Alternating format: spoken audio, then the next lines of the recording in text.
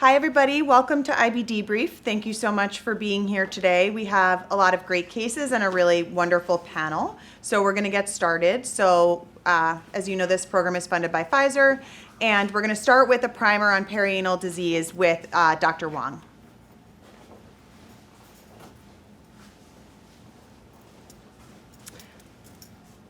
Good evening, everyone. Thanks for having me. Today's hot topic is perianal fistulizing Crohn's disease, a topic that I have clinical and research focus in. So 20% of your patients with Crohn's disease will have perianal manifestations over the life course of their disease. As you may well know, 2/3 of these patients will undergo perianal surgeries, primarily EUAs or exams under anesthesia with the colorectal surgeons. And ultimately, 6% will require major abdominal surgery, primarily fecal diversions, right, with ostomies, completion proctectomies, and some. So patients will present with either simple or complex fistulas. We mostly will be dealing with complex fistulae because they are very common in our patients, but also simple fistulae don't involve the deeper tissues or the sphincter, and they tend to be a bit easier to heal.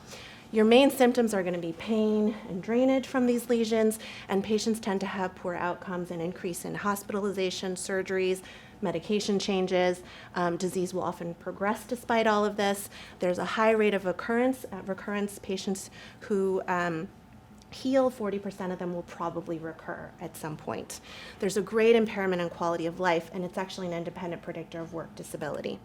So I've arranged this today's primer to be a top 10, which I think actually covers everything that you probably need to know about perianal fistulizing Crohn's disease.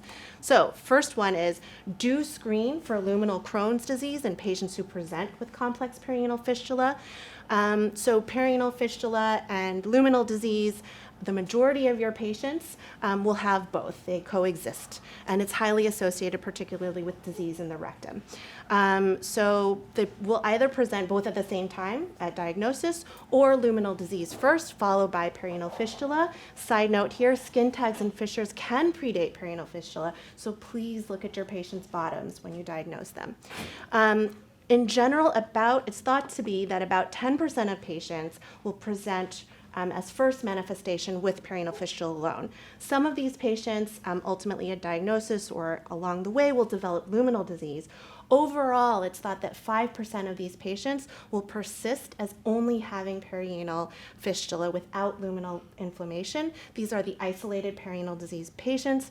We actually don't know a lot about them. We actually don't even have full agreement on how to diagnose these patients. You can biopsy their fistula, but only a minority will have granulomas. And we tend to treat them as Crohn's disease and hit them with an anti-TNF.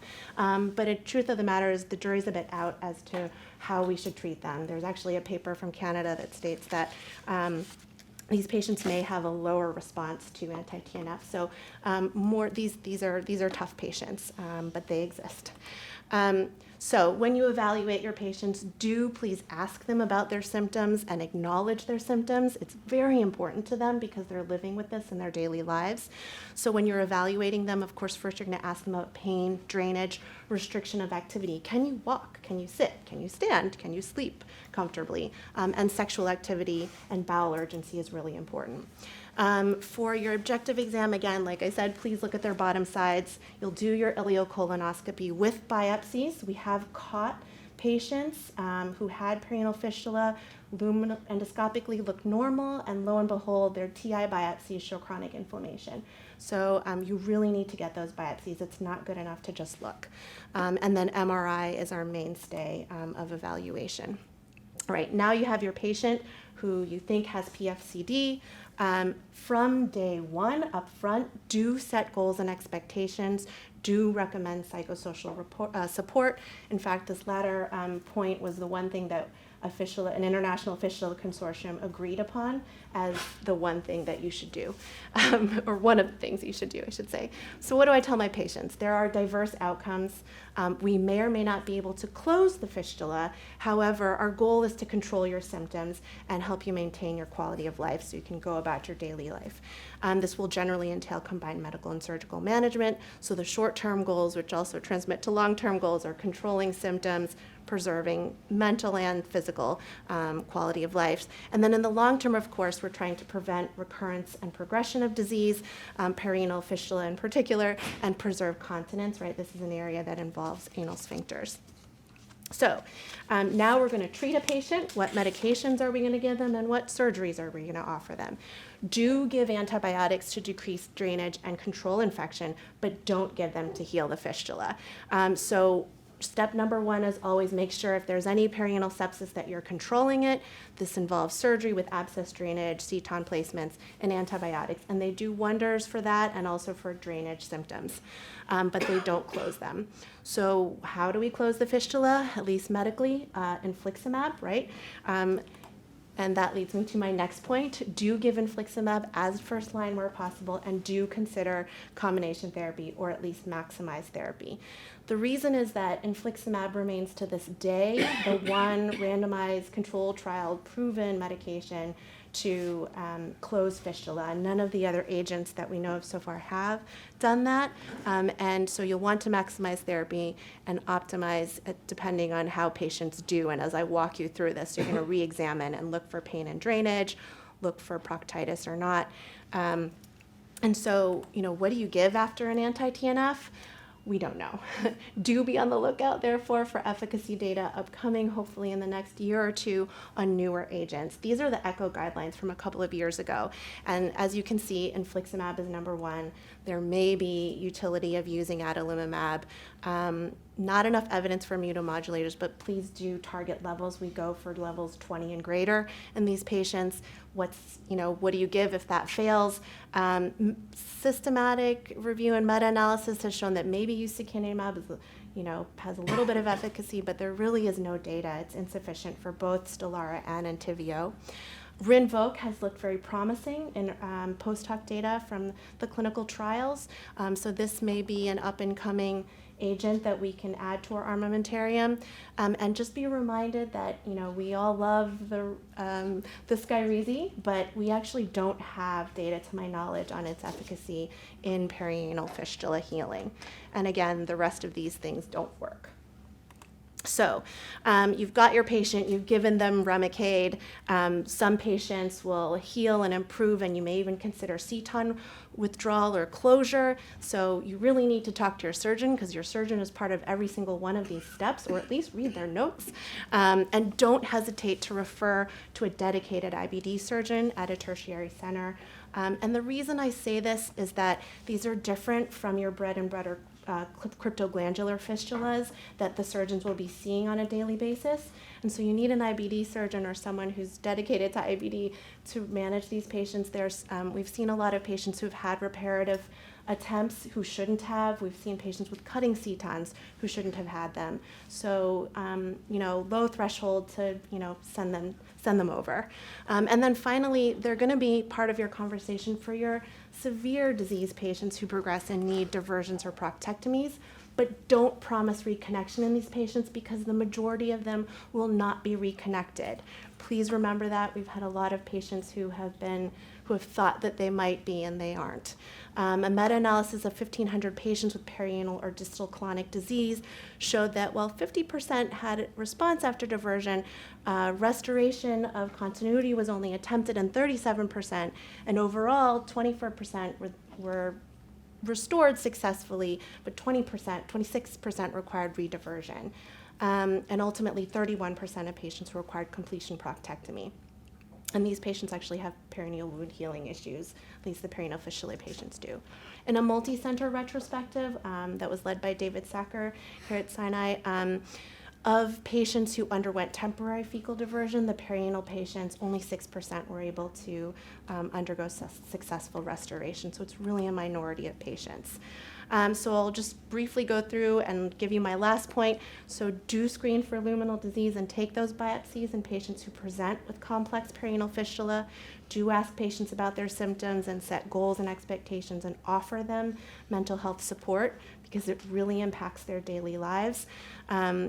For medications, do give antibiotics, but that's for drainage and for abscesses. And infliximab reigns supreme to this day, so please do give it and target high levels. be on the lookout for some up-and-coming data. I think new agents will hopefully, prove to have some efficacy. Communicate with your surgeon and set realistic expectations, particularly with regards to diversions.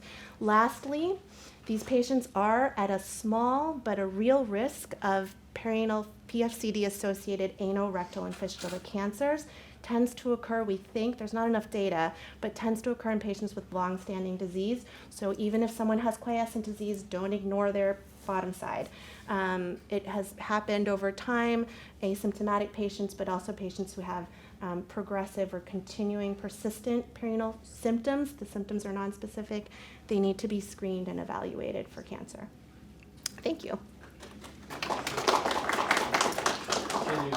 Cindy, that was a wonderful review, and I know you were trying to keep it to 10 commandments because we're on the Mount Sinai, but I would add an 11. Always consider these patients for clinical trials. If there's a clinical trial going on, because frankly, other than infliximab, nothing works. Yeah. So keep that in mind. Yes, and we do have some ongoing clinical trials, including here, for sure, because we need more. Dr. What's the status of stem cell installation? Great question. I probably should have added a note about that. So stem cell therapies wherein mesenchymal stem cells are injected into the fistula, they're actually online. They're in use in Europe and parts of Asia.